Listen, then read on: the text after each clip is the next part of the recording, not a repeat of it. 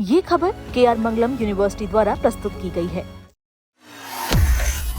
क्या आपके खाते में अभी तक पीएम किसान योजना की किस्त के 2000 रुपए नहीं आए हैं? क्या आप अभी भी 23वीं किस्त का इंतजार कर रहे हैं? क्या आपने KYC करी है फिर भी आपकी किस्त अभी रुकी है? आपको घबराने की जरूरत नहीं है, क्योंकि हम आपको बताएंगे कि आखिर किस वजह से आपकी किस्त अटक सकती है और आप घर बैठे शिकायत कैसे कर सकते हैं। इसके लिए आप वीडियो आखिरी तक जरूर देखें। पीएम किसान सम्मान निधि योजना देश के करोड़ों किसानों के लिए बड़ी मदद साबित हुई है। इस योजना के तहत किसानों को हर साल 6000 रुपए की सहायता दी जाती है। ये राशि 3 बराबर किस्तों में सीधे बैंक खाते में भेजी जाती है। हर बार 2-2 हजार रुपए किसानों के खाते में ट्रांसफर किए जाते हैं। इसका मकसद होता है किसानों को आर्थिक सहारा देना। हाल ही में सरकार ने योजना की 23वीं किस्त जारी की है। करोड़ों किसानों के खाते में 2000 रुपए पहुंच चुके हैं, लेकिन अभी भी कई ऐसे किसान हैं जिनके खाते में पैसा नहीं आया है, जबकि उन्होंने समय पर KYC भी करवाई थी और जरूरी जानकारी भी अपडेट कर रखी थी। ऐसे में किसानों के मन में यही सवाल है कि आखिर पैसा रुका क्यों है। अगर आपके खाते में अभी तक रकम नहीं पहुंची है तो सबसे पहले घबराने की जरूरत आपको बिल्कुल नहीं है। कई बार तकनीकी कारणों की वजह से भी भुगतान रुक जाता है।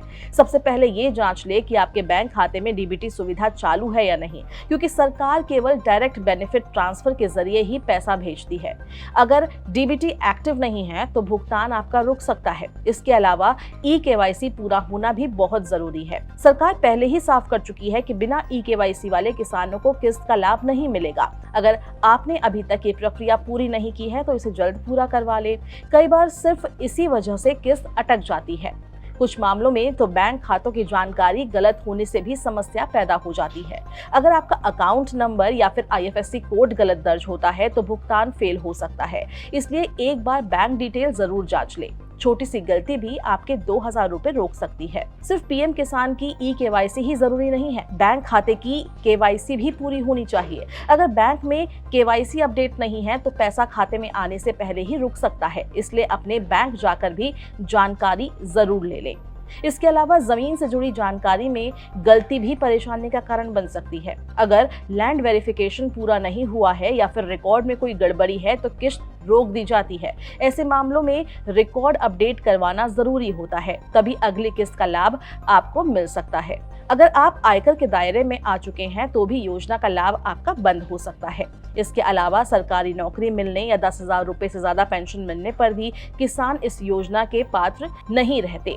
ऐसे मामलों में भुगतान रोक दिया जाता है। अगर अभी तक बताई गई जानकारी से आपकी समस्या हल नहीं हुई है और पैसा आपके पास नहीं आया है तो आप शिकायत भी दर्ज करवा सकते हैं। इसके लिए सरकार ने हेल्पलाइन नंबर जारी किए हैं। किसान 155261 नंबर पर कॉल कर सकते हैं। इसके अलावा 011243000606 नंबर पर भी संपर्क किया जा सकता है।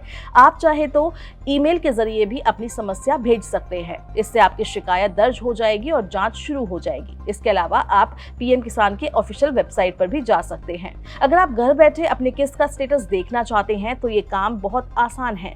इसके लिए आपको पीएम किसान की ऑफिशियल वेबसाइट पर जाना होगा। वहां लॉगिन का विकल्प आपको दिखाई देगा। आपको अपनी जानकारी भरनी होगी, साइन इन करना होगा। इसके बाद फार्मर कॉर्नर वाले सेक्शन में जाएं। वहां बेनिफिशियरी स्टेटस का आपको विकल्प मिलेगा। इस पर क्लिक करने के बाद राज्य, जिला और गांव की जानकारी भरें। कुछ ही सेकंड में आपकी किस्त की पूरी जानकारी स्क्रीन पर आपको दिखाई देने लगेगी। इस वीडियो में बस इतना ही। अगर आपको ये वीडियो पसंद आई है इसको लाइक और शेयर करें। देश और दुनिया की तमाम अपडेट्स के दैनिक जागरण को आज ही सब्सक्राइब करें।